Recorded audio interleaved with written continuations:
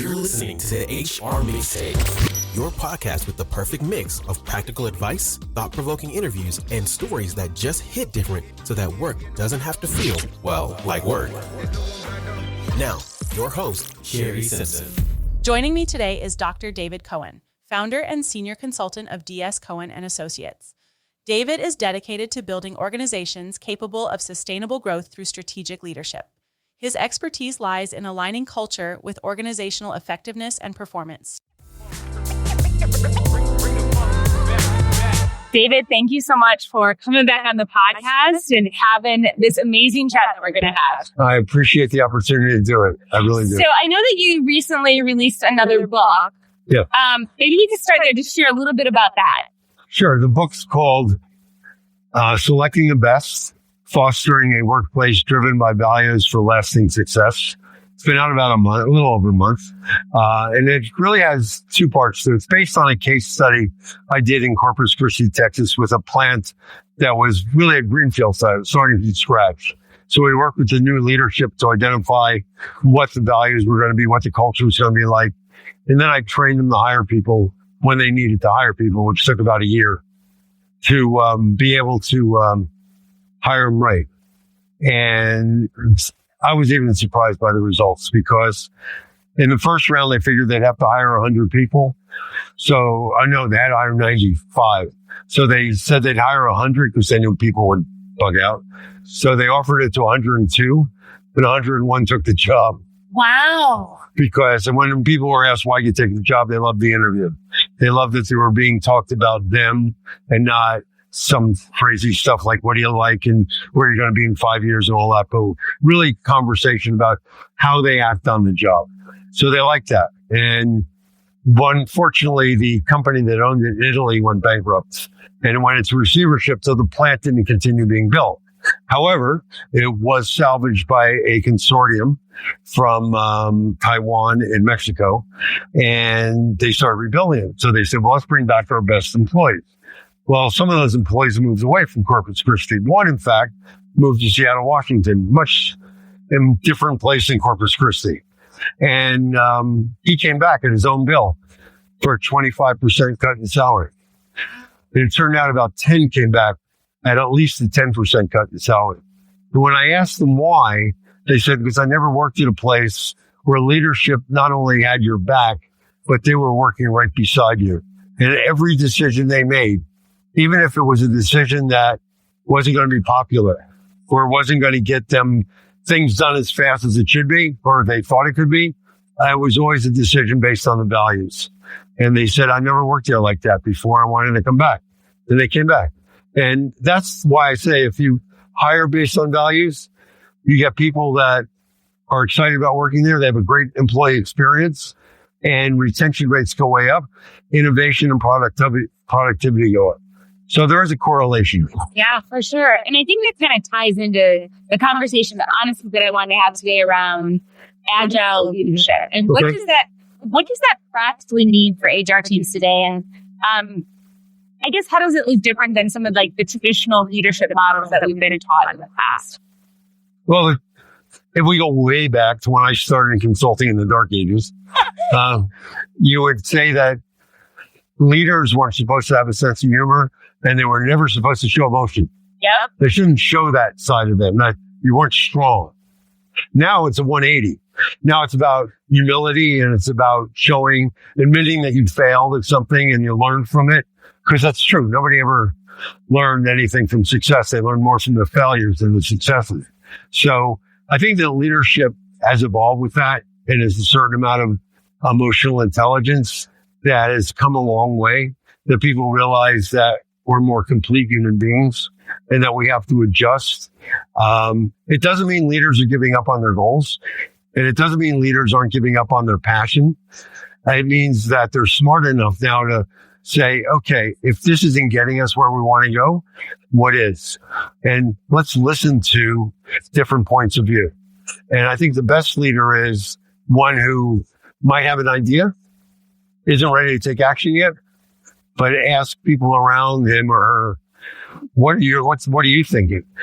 And question them why they're thinking that, to understand it, to be able to formulate a better answer than maybe they were originally thinking, and also engage people more that way.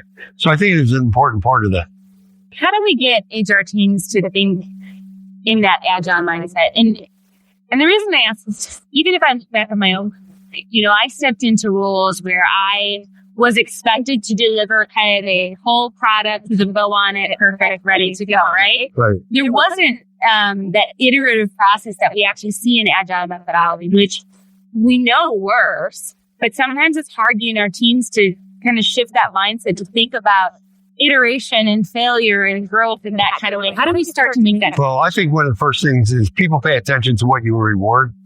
They pay attention to what you pay attention to. It's like a child pays attention to what parents do. Same thing. They're paying attention because you as a leader in HR control their success, so to speak, control their performance review. Will they get an advancement? Will they get a bonus, etc.? Wouldn't it be nice if somebody in HR, some leader could stand up to somebody and say, I think it's really great you failed at that the other day, because what you learned from it moved it so far ahead. And celebrate the failure, but on the condition that the learning is shared with everybody. Yeah. See, it's not the fact that I shared. It was this corporate knowledge thing. And if we can spread the corporate knowledge and not hold on to it. But unfortunately, with organizations, I won't mention any names, big name consulting firms that come in at millions of dollars and they interview employees. And the only way they can get a return on investment is firing after. It's like Office Space. Yeah, that's what it is. And I won't mention the names of the companies or up and away. The reality is simple. How do I put this? I had a friend of mine at one of the major banks I was working at who brought his team together saying, one of these companies is coming in to interview us. You know nothing about anything except this one specialty. Because if you're the only one who knows that specialty, they can't let you go. So even though you know better than anybody else, the other stuff, just talk about the one specialty. If we can get people to get past that and say, what is it that you contribute holistically?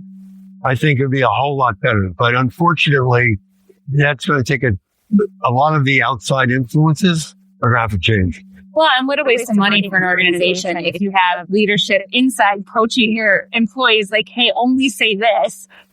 They're not going to get their value out of it. But you're right. If the mandate is, hey, we want you to reduce costs, and that's going to involve. And he wanted them to keep their job. He didn't want them to lose their job. So he protected them, not the company. Yeah. As you think about HR approaching training and development, and I'm thinking specifically in that leadership development. So you think your middle managers, your directors, how do they think about training agile thinking? That's a great question. It's really interesting. I was working recently with a firm that's on the verge of being able to move for the first time some entry-level people into supervisory roles, but they knew they weren't ready from a management point of view, from even a knowledge point of view of like policy. So they put together a program, which I think was brilliant, is they asked to put together a series of programs. One's on how do you get people motivated more? How do you hire better? How do you, all the stuff that first line supervisors do. And they're having the senior executive team teach the course, not me, to teach them. And when I did the training of the senior leadership team, it's share the mistakes you made. Be human. Because not every hire you made worked.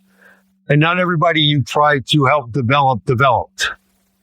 And there's a difference between a development conversation and putting somebody on a performance improvement plan. You have to know to draw the line at some point and talk about that. What is it? So they can draw and know it's safe because you did it. Because they just don't want to be able to say, my boss wants me to do this, I got to do this. There's more than one way to get there. And I might not have the right answer at this time. You know your staff better. So get to know your staff. Do you know your staff, who they are? not what they do, but who they are. Yeah. And a lot of managers don't know that. And if they don't know that, they've taken the human factor out. So who are you? Are you going through struggle? Somebody in your family have cancer. Are your kids struggling at school? Are your kids the outstanding athlete? Is your wife or husband doing something somewhere else that has just gotten a big recognition or reward? Get to know them as people. What do they aspire to? Because when your job defines you, you're limited. So as a manager, you have to know more about it. I was working with a company in Calgary that is owned by an investment firm who decided to cut staff, decided to make it lean and mean. But before that, they were very agile. They were very creative. They were very into staff. The biggest complaint I got in focus groups was, well, they've cut people. They expect us to do more with less. I don't have time on Monday morning to come in and give everybody donuts, share coffee for 15 minutes, and know how the weekend was and where their mind's at. And I realized by knowing that, I could support them. I can give them the resources they need. If it was emotional, they needed it. But now I can't do that. And people have resigned because I'm not caring about them, but they'll stay with you if you care. Yeah. It made me think about a scenario that I was talking to somebody about the other day is when you get a new leader. Let's say you've been in an organization, you get a new leader. Often that leader doesn't go back and look at your resume to see what your past experience is. They only know you've been in your current job. And it's a missed opportunity, to get to know all the skills that person can actually bring to the table.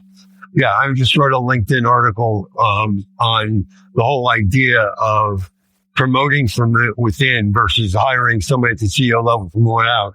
And the Korn Ferry research and others fascinating. Those promoted from within far outlast those that are brought in from the outside. Those brought in from the outside usually leave within 24 months and not very successful. Those that are brought in from outside have a better return on inside, have a better return on investment, and last a lot longer because they know the cult. They know exactly. They know more than job description. Yeah. They know the people. They know the culture. And somebody from the outside, the worst thing somebody that comes in the new job is, well, when we were at so-and-so, this is the way we did it. Yeah. But those new CEOs come in thinking they were hired as the shining star CEO because of what they did the other place. So that's what they talk about and they lose it. Yeah. When you think about agile leadership from a metrics perspective, how can HR measure that making this change is actually having a bottom line impact on organizations? That's a hard one. Yeah. I'm not sure. What are you trying to measure? Why are you trying to measure it? What's the anticipated impact? Yeah. So if you can answer those questions, you probably put some sort of a rubric together to figure it out. But, I'm not sure. Leadership's so hard to define to begin with because it's not an abstract. It's not an intangible. It's, people's behaviors are there. You feel them. But the problem is that unless you know what they are and know what to expect, then you can't measure it. So I can't answer that question. I think you're the first person who's ever given me an honest answer about a tough question like that. You can't answer it. I can BS you with some academic stuff or hang on, let me look it up on my iPhone under Chat GPT and give you an answer. But that's not going to help you. Yeah. You're so right that it depends on the organization and the business objectives and all those kind of things. As you've worked with, lots of different organizations, what are some of the leadership skills that you think are the most important to get for table stakes? I think living your values and speaking to your passion. I think if they exemplify their values, especially under tough times, if they hold people accountable and fire them for a violation of values, even if they're their best employee financially, it sends a clear message to the organization. I've seen it happen. CEOs are always, I can't do that. I said, I'll tell you what, do it. And I almost guarantee you that the new person's results are going to exceed them because they're so happy you got rid of that pain in the neck. Yeah. That now they're cooperative. Now they're coming back to you. So I think that's a big thing. Live your values, live your passion. And I think if you're new in the organization, never talk about your past organization. And before you come in, find out what the behaviors that made the organization coming into successful. They might have moved away from them, but find out what originally made them successful and have a back to the future exercise to bring them back. People will love you. Such a good idea and such a good challenge for the HR community, that concept of firing your best producing person if they're not living your values, because ultimately that actually is holding your business back. That's holding everybody back. Yeah. There's a great Ted Lasso episode where they bench the star player. Right. And it's the same concept. Well, it's a positive impact for that. Walton from UCLA benched Kareem because he wore facial hair and the rule was no facial hair. He benched him. The best player, you bench him. Why? You didn't follow the rules. Yeah. They still won. Right? So, and everybody learned a lesson from that. I mean it. This is, we have a certain discipline on our team. And even if you're our superstars scoring 50 points a game, you're not going to play if you don't go by our rules. And over again, you hear that about in sports teams anyhow, of the person getting benched because they didn't come to practice, did something wrong, and the team still won. Yes. Well, it goes to setting clear expectations and holding people accountable to them. Every leader that I've ever worked with that has done that, super successful. Yeah, I agree with it. And they feel, and the team members feel supported even when they get in trouble, because they're like, well, I chose to not follow the rules. So I can't really be mad that I got a consequence when it was so clear here was the line. It just makes for a better organization. But it only helps in the one condition. That leader sets that line out clearly. It's not a moving target for some, and for others, it is a moving target. Yeah. As we kind of wrap our conversation, if you look ahead, some of the evolving trends or insights around being agile in leadership, what do you think HR should really be paying attention to right now? Well, it's not on topic, but HR, first of all, should have the discipline not to jump feet first into AI. They should realize that it's in its infancy and there are many, many, many, many issues with it that haven't even been discovered yet. But I think HR has to pay attention to the fact that people come to work for a certain reason, and assuming they come to work for the way they used to come to work or why they work has changed. And I don't know, it's just mean the next generation. I think that Gen X, Gen Y, Gen Z have all come to certain realizations since the pandemic. There's more to life than just making a dollar. And there's more to life than pleasing your boss. And they've come to realize when you die, you can give 50 hours a day to work. You can have everybody at work love you. Retire 10 years later, you pass away. And the only people that are going to be your family, maybe. Yeah. Right? So what's more important about life? And then what do I do to maintain this wellness about who I am and where I'm going? I think they got to pay more attention to that. Such good advice. David, as always, it was great to have you. My pleasure to be on. I love it. Invite me back anytime. I hope you enjoyed today's episode. You can find show notes and links at thehrmixtape.com. Come back often and please subscribe, rate, and review.